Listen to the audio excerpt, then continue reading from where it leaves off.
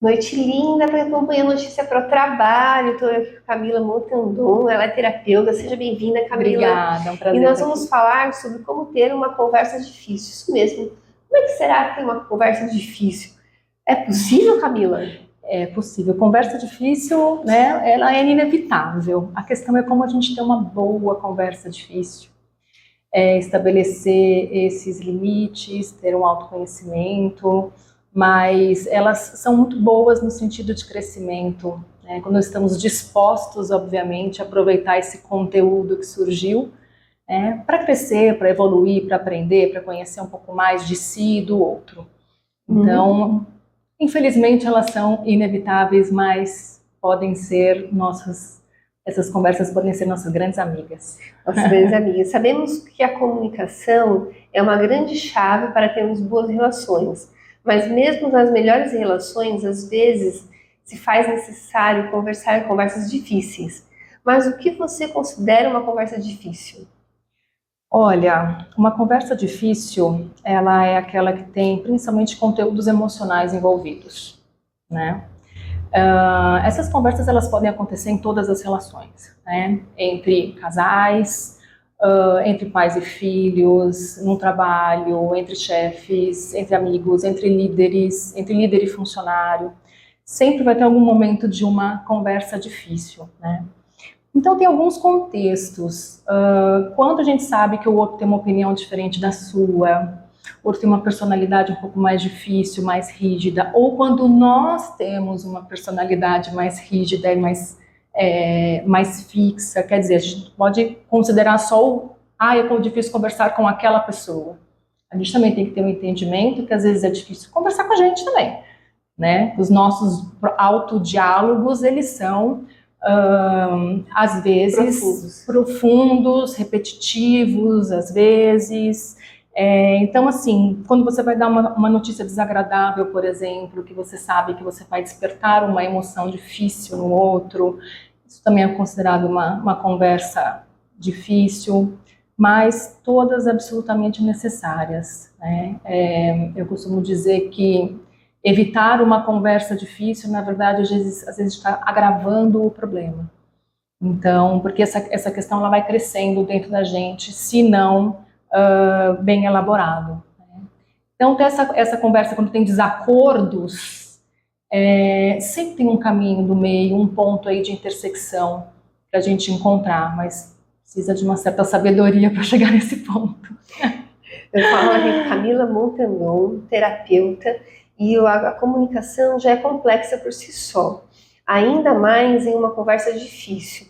E temos outros elementos envolvidos que vão além da palavra. Você esclarece alguns pontos importantes a respeito desses elementos? Sim, eu considero uma grande sabedoria, e eu peço isso todo dia para mim, para que eu tenha essa sabedoria, para que eu consiga encontrar as palavras certas a serem ditas na hora certa, e que eu tenha a sabedoria também de saber me calar quando for o momento. Então aqui a gente está falando de um conteúdo verbal, né? Um conteúdo, aquele que se eu escrever, você lê, é um conteúdo verbal das palavras. Mas por trás desse conteúdo verbal tem algo mais importante, que é onde acontece essa comunicação, que é o tom da voz. O tom da voz da qual eu me expresso. Então é esse tom que o outro vai sentir. Esse tom ele pode ser um pouco mais doce, ele pode ser mais rígido, ele pode ser agressivo. Então uma mesma frase, exatamente as mesmas palavras, que é o conteúdo verbal, pode ser expressado em diferentes tons. E aí a gente tem que ter consciência do que a gente deseja, né, nessa conversa. Porque se a gente quiser brigar, vai ter briga. Se a gente tiver conflito, vai ter conflito, não tem como, né? Mas se a gente quer ter uma boa conversa, então a gente tem que modular esse tom de voz que a gente está se expressando para tentar ao máximo abrir esse canal de comunicação entre você e o outro, para que o outro também te escute de uma forma receptiva, recebendo bem essas palavras, né? Então, esse é um ponto fundamental da nossa comunicação. E claro que também tem os nossos gestos, a nossa expressão facial, quando vai verbalizar, e também quando nós estamos observando e sentindo a palavra do outro. Nossa face, ela mostra também se a gente está recebendo bem a palavra ou não. Aí cabe a mim também, né? Estou falando, exatamente, fazer essa leitura e falar, ó, eu estou indo por um bom caminho, puxa, essa palavra dessa forma eu machuquei a pessoa, teve, né, uma expressão negativa aqui. Então, ter toda essa observação e, claro, né, adaptar isso ao conteúdo, ao contexto, né? Então, se eu tenho que ter uma conversa mais dura, mais rígida, mais bem posicionada, eu tenho que modular o meu tom de voz para isso. Mas se eu desejo algo mais amoroso, mais amigável, eu vou trazer um outro tom de voz. Então, são esses os elementos da fala, basicamente, que são bem importantes a gente observar. Então, vocês ouviram aí sobre os elementos da fala, e agora como podemos ter mais consciência de como estamos nos expressando, considerando esses elementos? Olha, eu falo que autoconhecimento é tudo na vida. Autoconhecimento é liberdade, autoconhecimento nos liberta de muita coisa, autoconhecimento traz melhores relações. Então, quando a gente tem esse processo de autoconhecimento, que a gente consegue entender as nossas emoções, ter contato com elas, entender quais são as nossas feridas, nos responsabilizar por elas, a gente consegue melhorar essa expressão. A gente consegue, quando a gente se conhece, a gente consegue também perceber pontos no outro, onde a gente consegue modular a nossa fala, modular essa expressão, os nossos gestos. Às vezes também a comunicação, a gente está falando aqui de fala, mas nem sempre ela só fala. Às vezes a comunicação é um olhar, é um abraço, é um toque.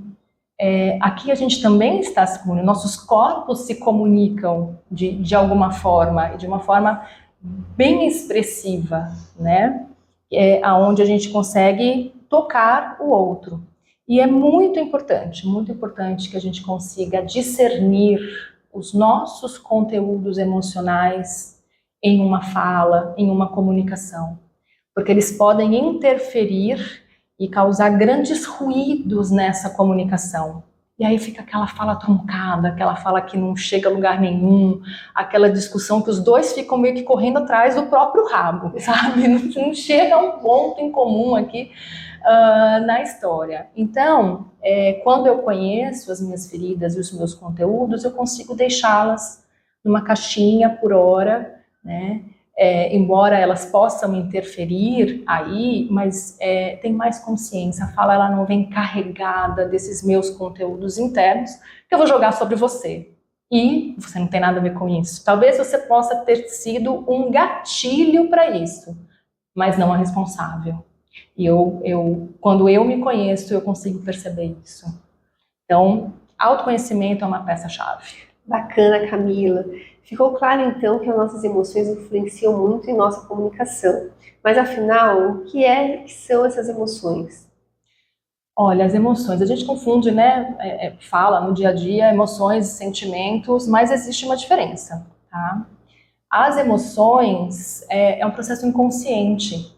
Eu gosto de dar um exemplo, que um dia eu estava numa aula, e aí um professor, a gente estava falando justamente sobre esse tema, e aí formou grupos e tal, e tinha uma dinâmica, e o professor, que tem todo o meu respeito, PhD e tudo mais, uma outra aluna falou, professor, mas qual a diferença de sentimentos e emoções? E eu já havia conversado com o meu professor a respeito, né? Aí ele falou assim, Camila, me chamou assim, eu completamente desprevenida, fala aqui para a sala, né?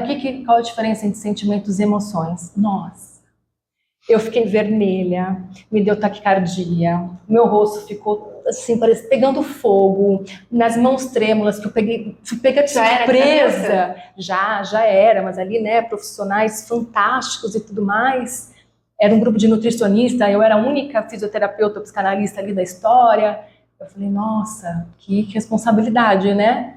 Mas, enfim, era só uma pergunta e foi muito providencial, porque as pessoas perceberam essa reação corporal minha natural. Eu não conseguia evitar aquilo. E aí foi ótimo, porque eu falei, meninas, era um grupo de mulheres, vocês estão vendo aqui, né, o meu rosto vermelho, eu aqui toda nervosa, trêmula, minha voz ficou mais trêmula, aí todo mundo começou a dar risada, ficou mais descontraído. Eu falei, então, isso é uma emoção. Então, a partir de um estímulo, o corpo, ele abre mão de uma série de reações para te preparar para este estímulo. Isso é extremamente inteligente do corpo, né? Porque se nós olharmos os nossos antepassados, a gente vivia em ambientes bem perigosos, com animais perigosos, e a gente precisava ter essas reações para conseguir ter o processo de luta, fuga ou colapso ali.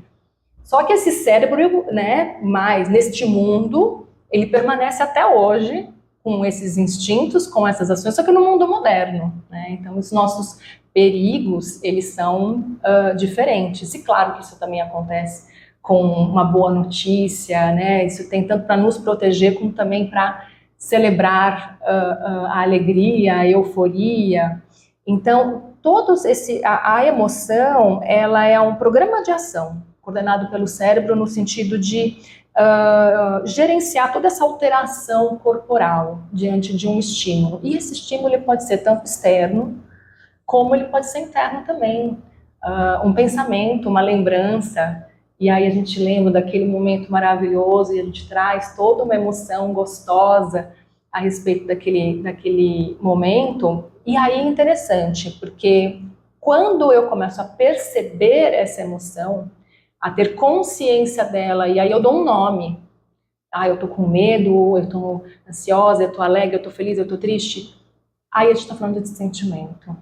São duas áreas cerebrais diferentes. A emoção, ela é inconsciente, ela é automática, ela acontece, eu não tenho controle sobre ela. Mas quando eu percebo e dou este nome, a gente está indo para uma área cortical, para uma outra região, né?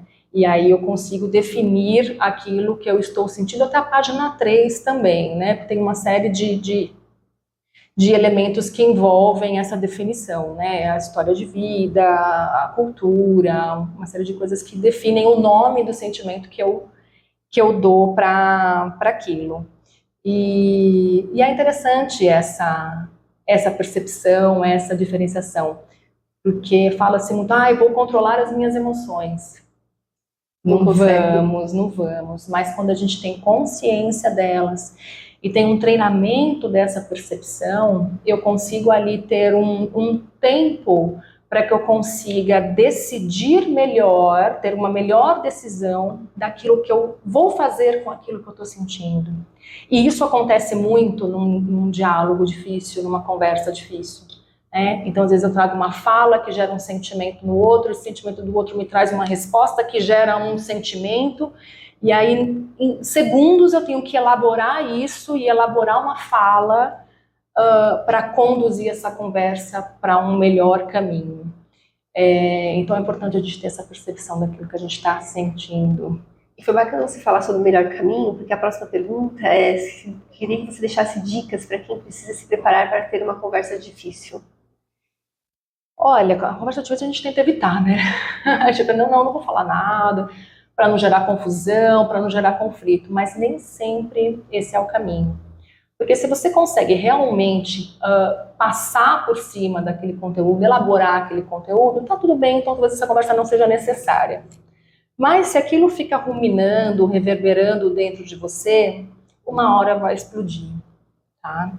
E é importante que a gente consiga perceber uma boa hora para esta conversa. O que é isso, né? Eu ter mais clareza daquilo que eu estou sentindo, dos meus sentimentos, das minhas emoções, né? E essa clareza eu estou falando de percepção corporal mesmo.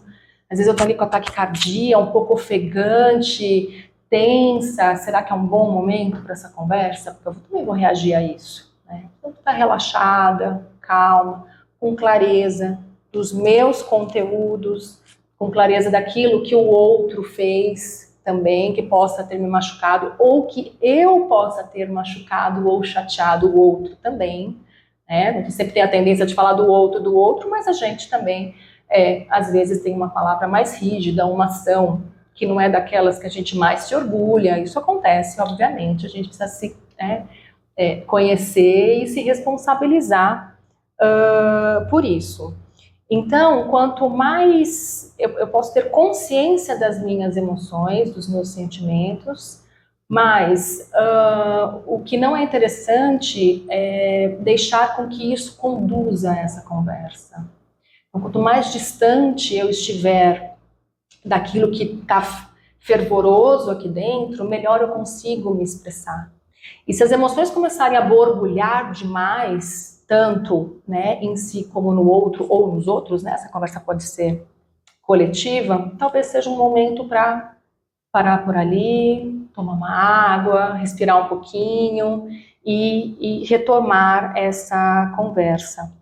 E assim, é importante a gente ter em mente que a gente deseja, no fundo, evitar um conflito, que a gente deseja conduzir essa conversa para uma solução. Para uma solução, gente. Solução, exatamente. Tá, e aí, como eu faço isso, né? Primeira coisa é evitar ataques. Porque quando eu estou atacando, quando eu estou acusando, quando eu estou usando adjetivos que a gente sabe que vai machucar o outro vai responder com defesa, o outro vai responder também atacando, né? Então, eu preciso encontrar essas palavras e este meio de diálogo onde eu consiga expressar aquilo que eu desejo, mas sem essa acusação, sem esse ataque, né? Sem essas ofensas. Senão, certamente, aí vai ter um ataque de volta, né? E é claro, se a gente está falando em diálogo, a gente precisa saber ouvir também. Então, precisa também ter um tempo de se calar para ouvir o conteúdo do outro, acolher o conteúdo do outro, né? E aí é interessante porque esse é um mecanismo extremamente complexo no nosso cérebro mesmo. Perceber essas emoções, elaborar a fala, isso é de uma complexidade gigantesca. E a gente tem que fazer, às vezes, em alguns segundos. Então, a melhor coisa também é a gente não reagir, assim, de uma forma muito espontânea, devolvendo essa fala. Ah, então, como que eu faço, né? Porque às vezes eu recebi um ataque, aquilo me machucou e eu quero atacar de volta. Dá um passinho para trás, uma respiração, solta um pouco o ar, dá isso em alguns segundos.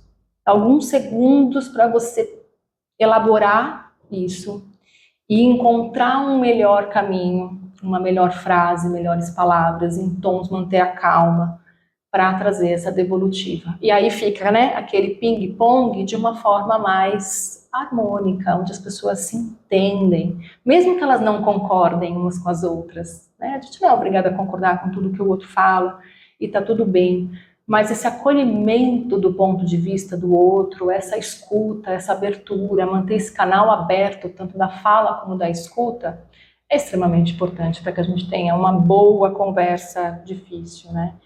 E quando a gente está muito... Solta o ar. Solta um pouquinho. E vai ouvindo, e você vai... Quando a gente está ouvindo algo, a gente está elaborando e já sentindo a fala da pessoa.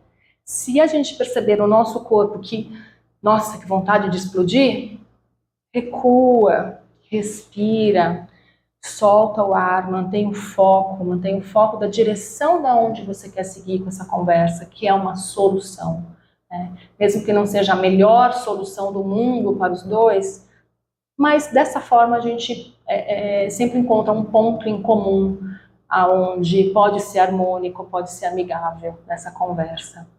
Então, precisa de um pouco de treino e autoobservação, não tem como, é autoobservação, que é o que a gente pode fazer modulando a nossa fala, né?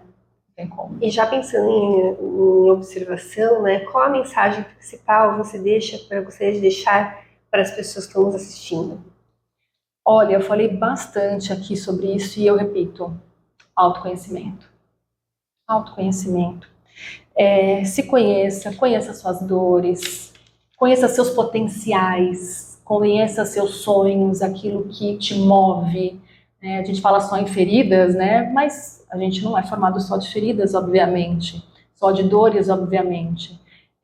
A gente também tem potenciais gigantescos, forças gigantescas dentro da gente. E muitas vezes a gente deixa ali na caixinha também, porque não conhece, porque tem medo da própria força, porque não confia, às vezes por uma baixa autoestima, ou porque alguém um dia disse na tua vida que você não é suficiente. Então, se conheça. Eu falo que autoconhecimento é meio que uma atualização do nosso software interno, né, de coisas que nós aprendemos lá atrás e que hoje não cabe mais no contexto daquela situação, no contexto daquela vida.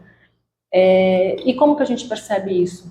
Autoconhecimento não tem como, né? E o ser humano, ele é muito social, né? Então, cultivar boas relações, ela faz parte, assim, de uma qualidade de vida. Isso interfere no seu trabalho, isso interfere na sua saúde, isso interfere no seu nível de felicidade, na sua percepção positiva da vida, do futuro. Isso é muito importante. E para cultivar boas relações, a gente precisa ter uma boa comunicação. É um ponto-chave, assim, que praticamente é o que determina, né? E para finalizar, né, eu gostaria de deixar uma frase que eu adoro, que é de um psicólogo chamado Alfred Adler. Ele fala: siga o seu coração, mas leve o seu cérebro com você. E para que a gente consiga fazer isso, a gente precisa de autoconhecimento. Bacana. Falei com Camila Montandon, terapeuta, e agora vocês vão falar para a gente, Camila, como é que faz para saber outras informações? Olha, vocês podem me contactar pelo Instagram, né? Hoje a gente só fala em Instagram, redes sociais, que é camila.montandon, com N de navio no final.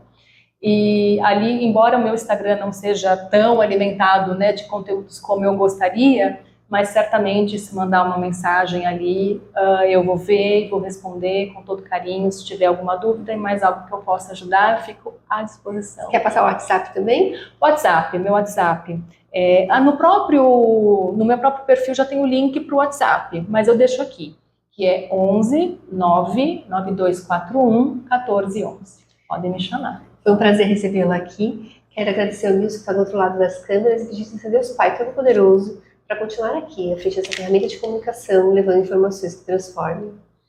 Que assim seja.